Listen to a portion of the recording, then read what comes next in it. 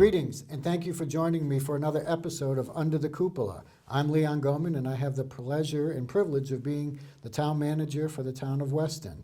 And with us today is Ripley Hastings, our town moderator, and we're going to learn all about town meeting, form of government, what it means, so that if you are watching at home, you might feel emboldened to come and join us for participating in one of our upcoming town meetings. Rip, nice to see you. Nice to see you too, Leon. Thank you for joining me for this expert analysis of how town meeting works. For the people who watch this show regularly, you probably know that I oftentimes try to interview folks that help make the community of Weston the great community that it is. You know, we've been meeting with department heads and residents of the town, and in this case, we have an elected official and also a resident of the town who helps us with our town meeting. So we're gonna have a great discussion about what town meeting is and what the moderator is. But start off, let's tell us a little bit about yourself and how you ended up becoming the moderator for Weston. Happy to, and happy to be here. Thanks, Leon. I've been living in town now since 1981. My wife Beth Willis and I moved here after I got out of school. We've raised 5 kids here, all of whom have gone through the Weston Public Schools with good results, I think. Beth is a lifer here. She grew up in Weston, and her father grew up in Weston, and her grandmother grew up in Weston. I got involved in town government beginning probably in 1985 when I became counsel for the PTO. And that led to a suggestion that I might want to run for the school committee. So I served on the school committee for 9 years. And after that, I was asked if I might consider being on the finance committee. I served on the finance committee for a few years, after which someone suggested that maybe you'd like to run for the select board.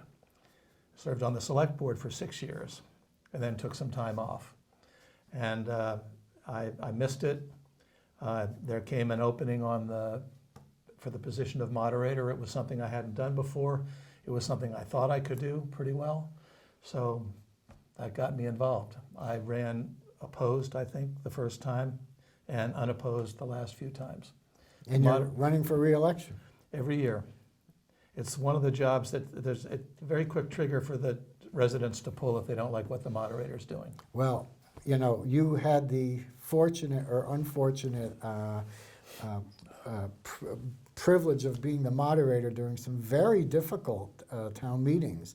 During COVID, we had our meetings outside. The meetings on the football field were a lot of fun. Yeah. Well, fun is one word for it, yeah. Yep. But it was a logistical headache we worked through those, didn't we? Yes, and a lot of kudos to you and your staff and the school department for making that seem pretty easy. Yeah, it was definitely historic. I don't know if easy is the right word, but historic for sure. It felt easy. And you make the job of being a moderator look easy. I think that everyone respects the work that you've been doing and pulling together what could be very contentious job. You know, trying to keep the peace during a contentious, but what's meant to be sometimes a contentious and deliberative process. Tell me, what does the moderator do? Funny you should ask.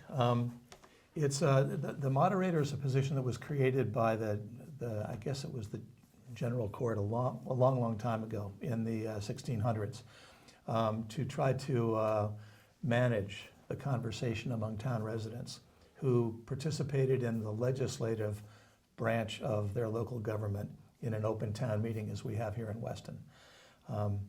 There are 3 or 4 different ways in which local communities can organize themselves for legislative purposes. And one of them is the open town meeting, in which every registered voter has a right to participate.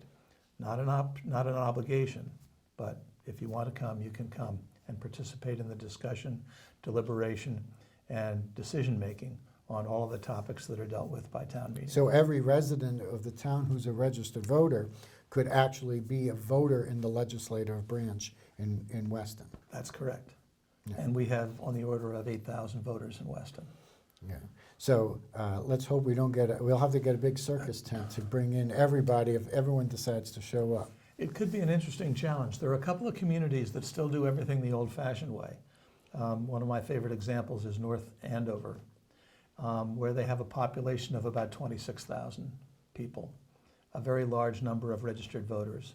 And they routinely have in-person open town meetings with as many as 3,000 people participating. They don't use electronic voting devices, and they seem to get along and have a very effective time. They do typically meet over a period of 2 or 3 different evenings. And I know in Weston we've been very interested in condensing the amount of time that we spend in town meeting. So I'm not sure what the appetite would be for a 3 or 4 night town meeting in Weston, but It's been my experience in my years here that the appetite isn't very strong for an extended, protracted town meeting cycle. yeah, I would say that in Weston, an awful lot of the conversation that is part of the discussion and deliberation is occurring in advance of the actual town meeting. Yeah. There are a lot of people that participate in the various boards and committee meetings. Weston Media records most of that stuff, and it's available to look at whenever it's convenient for a voter. Mm-hmm. So there's a great opportunity for people to become educated about the issues that are going to be on the warrant for a specific town meeting. And the warrant, which we'll probably talk a little bit about, is prepared and mailed as part of a warrant book package to every residence in Weston. And the warrant is essentially the agenda. These are the items that we're going to be voting on at town meeting. Correct. And how do those agenda items get added to the warrant? How do the articles get added to the warrant? Well, there are a couple of ways that happens. Primarily, it's the select board that's in charge of the warrant, and they determine what articles will be on it. I believe that they are meeting tomorrow night to finalize the warrant. Oh, the select board has finalized the warrant already. It's already happened. Was that last week? It was last time, yeah. Oh, right, because sure. So they will typically do that, although, and typically at the request of specific boards or committees, they might put something on the warrant. They could also put something on the warrant that was requested by a citizen or a resident, maybe not even a voter. And the select board in their own discretion could put that on the warrant. But if there was something that residents of the town wanted to see the town deal with in the town meeting, and the select board was not interested in doing that, you can have something put on the warrant by filing a citizen's petition. Mm-hmm. A citizen's petition is essentially going to the clerk's office and getting a form, getting your signatures from, other registered voters here in town, and submitting it to the select board to basically force their hand or petition them to include the article on the warrant. Yes. And if a citizen were interested in something like that, there's also help available from the town manager's office and from town council to formulate the language that would appear on the petition, then that would subsequently appear on the warrant, on which people would take action if that were to happen. So there's lots of help if you're a citizen who has an interest in something that the select board is not particularly interested in bringing forward, but it would require 50 signatures to bring something forward for the regular town meeting, and I believe it's 100 signatures to bring something forward for a special town meeting. Yeah. And even more, if you call a special town meeting, it's a higher threshold. Even more. Yeah. So you mentioned a couple of terms that we haven't talked about. What's the difference between an annual town meeting and a special town meeting? Okay. Well, the annual town meeting occurs seasonally, and pursuant to our general bylaw, it happens generally in the first week of May. By statute, it has to happen, I believe, in March, April, or May. And it's the meeting at which the town gets together and votes on the big, regularly occurring items. Like our budget. Like the budget. The budget, which is certainly regularly occurring and certainly big. Yeah. I think most people would agree. And that and any number of other things, transfers of funds for specific projects, the approval of funding for larger capital projects, for example. And often it takes Weston more than one time to deal with a particularly large or complicated capital project. Water tanks might be an example of something like Town that. center, the town center. JST, yep, we've had a number of those issues, yeah. But we haven't had issues with the town budget. We've typically approved a town budget relatively smoothly first time around, and had not had to come back for a subsequent session to deal with some issue. No, that's fair. And special town meetings? Special town meetings used to be very rare in Weston, but increasingly there's been a desire to deal with specific issues in isolation from all of the other stuff that's going on at the annual town meeting. And sometimes it's a timing issue where this town really needs to take action on something before the next annual meeting cycle.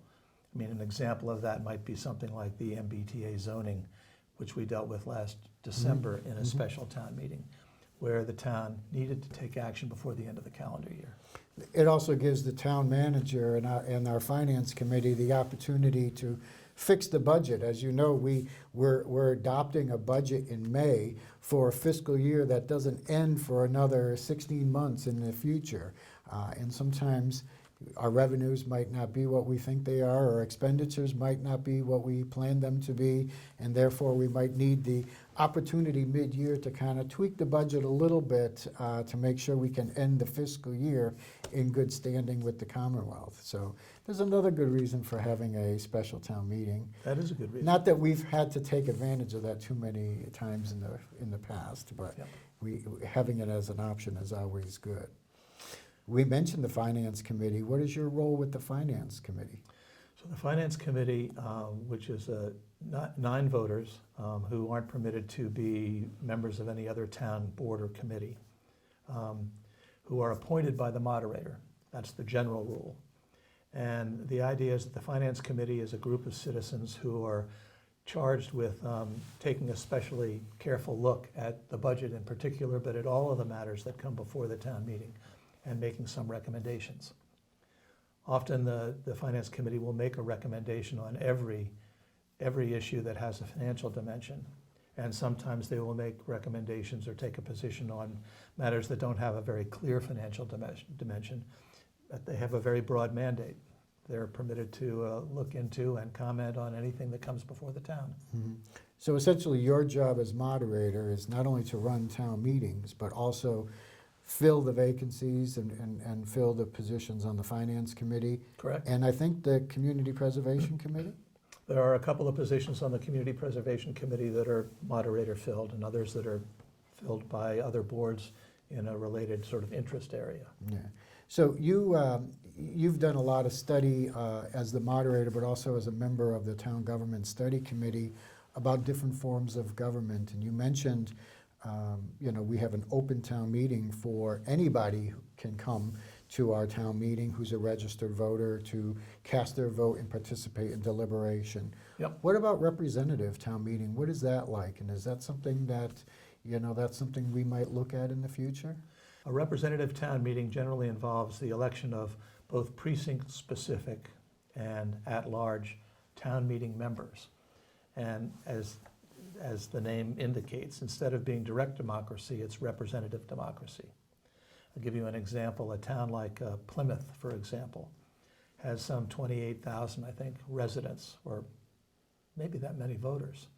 And they have a representative town meeting, and that is comprised of 162 individuals who are elected by the voters from different precincts, and who are essentially the legislative branch, the representative legislative branch of the town of Plymouth. So the positive to that is you know exactly who's voting, and those people really need to brush up on the issues. But the negative would be for, like, a resident of Weston, I have a say, I have an interest in what the school budget looks like or what these bylaws do. Yep. I want to make sure that my voice is heard as well. And you kind of lose something when you go to a representative town meeting form of government. I think that that's true. That's an accurate way of putting it.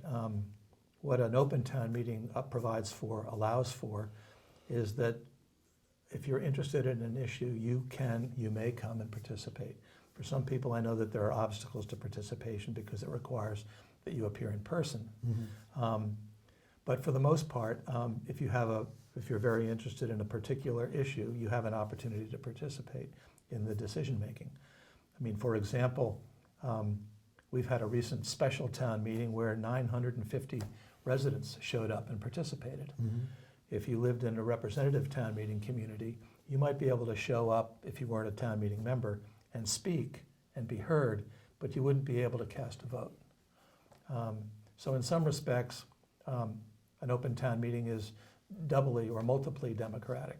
It allows anybody who wants to participate. It allows larger numbers of people to participate in the decisions. And it really is a true democracy. Yeah. In fact, some called it the purest form of democracy that ever existed. Yes. Yes. Let's talk a little bit about how town meeting typically works in Weston. Usually at the high school, in the auditorium, and in the cafeteria. Usually in the auditorium, primarily in the auditorium, which has a capacity of I think some 400 voters, I would say that for the most part, our open town meeting, although there are 8,000 potential participants, we're more on the order of 300 or 400, maybe 300 to 500 people will show up. Mm-hmm. We've had town meetings with as few as 150, I think. We now have a quorum requirement for our town meeting of 80 voters.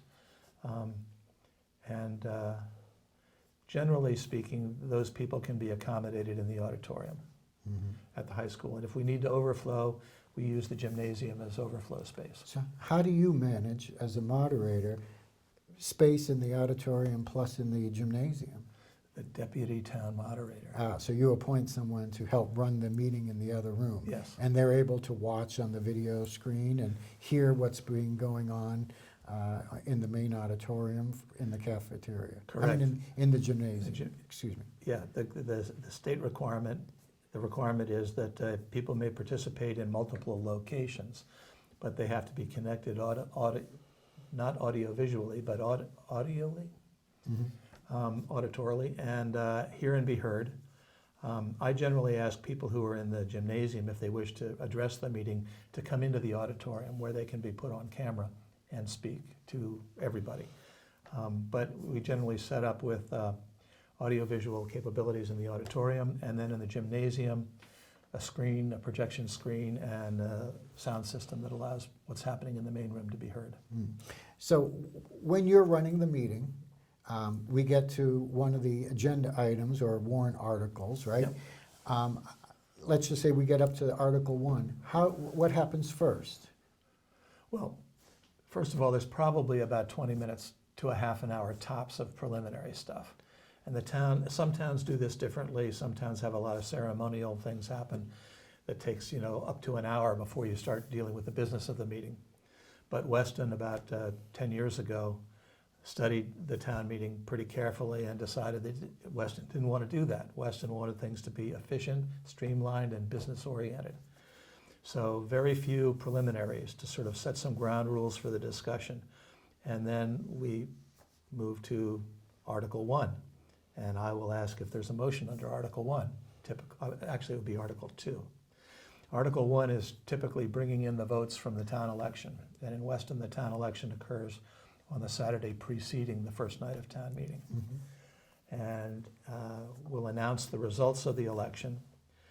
And then we'll thank people with applause for the service if they're not continuing, and congratulate the winners, and remind the winners that they need to come forward and be sworn for their new positions at the end of town meeting, so that a newly elected person doesn't begin to serve at the beginning of town meeting. They don't begin to serve until the town meeting's taken care of all the business that their predecessors teed up. So after the election results are announced, we'll call for a motion under Article 2, and typically a member of the select board will make a motion. And they'll move that Article 2 be adopted in the form printed in the warrant. And typically that might be the general budget for the next year. And there'll be a presentation about that. Typically, interested boards or committees might have something to say. The Finance Committee can be counted on to comment. If somebody thinks there's a mistake, something shouldn't be done this way, they'll speak in opposition. There's an opportunity, if people choose to take advantage of it, to move to amend any article, any motion that's on the floor of town meeting. And that includes the budget if somebody thinks a change should be made. And that would be discussed and debated and acted on. And then when people are done talking, we'll have a vote. The talking part typically involves presentations of, on the order of 5 or 10 minutes. Mm-hmm. Every speaker, as we do things currently, has 5 minutes if they want that much time. I think 5 minutes might be a little bit more than people really need. For many articles, probably. For many articles, I think that's true. And I'm hoping that the Town Governance Study Committee will dig into that a little bit and make some further recommendations about that. But as I said, there'll be a motion, there'll be discussion, and then there'll be a vote. And the vote is very exciting in Weston because we have been using for a long time now those electronic voting devices. Yes, we use electronic voting devices to record the votes, which has the effect of making things a little less interesting. It used to be if it would be a voice vote and people would be making as much noise as they could, and the moderator would have to discern from the volume which side won. And after that, it became clear that people could Manipulate that system.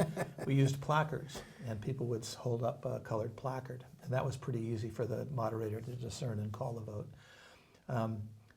But interestingly, for the participants, everybody could look around the room and see how their friends and neighbors voted. Mm-hmm. Now, with the clickers, which has made things much more efficient, all the votes are anonymous. Some people like that. Some people think it's not great, but it's very efficient. And it's exact. And it's exact. So when you have a vote that needs a 2/3 vote, you don't have to. We know right away. You know right away, right? Yep. Right. Occasionally there are problems with the technology, but as long as people can call those problems to my attention or to a deputy moderator's attention before the vote is called, then we can resolve those problems and re-vote if necessary. So it's pretty efficient. I think that we've typically been completing our town meeting in one night. Sometimes it's a long night, sometimes it's pretty short. Mm-hmm. Well, I wish you the very best, and I thank you very much for your service to the community. Running town meeting is not an easy thing, but attending town meeting shouldn't be uneasy. And I want to encourage all the registered voters of Weston, please decide to come every once in a while to see the town meeting. Look at the warrant that's sent out to everybody in the mail. We spend a lot of time and effort putting together a nice presentation for the voters of the town so that you know exactly what we're talking about, what the issues to be voted on at town meeting are. And we give plenty of opportunity and advance notice. So if you have questions as to what articles mean or how the process works, don't hesitate to reach out to either myself or the moderator, who is also happy to answer questions from the general public about how town meeting works. Anything else? Yeah, I would just encourage residents, in addition to coming to town meeting and voting in the election, we could do a better job of both. We don't vote in overwhelming numbers at the election. We don't participate in town meeting in overwhelming numbers either. But in addition to participating in those two ways, if you have an interest in a particular topic in town, if you have a concern about the way things are done by the recreation department or the school department, or if you think the select board could do a better job, raise your hand. There are lots of opportunities to be appointed to positions in town that are interesting, including the finance committee. And there are open-ended opportunities to participate in elected town service. So throw your hat in the ring. Great. Thank you for your service. Thank you. And thank you all for joining me for another episode of Under the Cupola, and I'll see you next time for the next show. Thanks.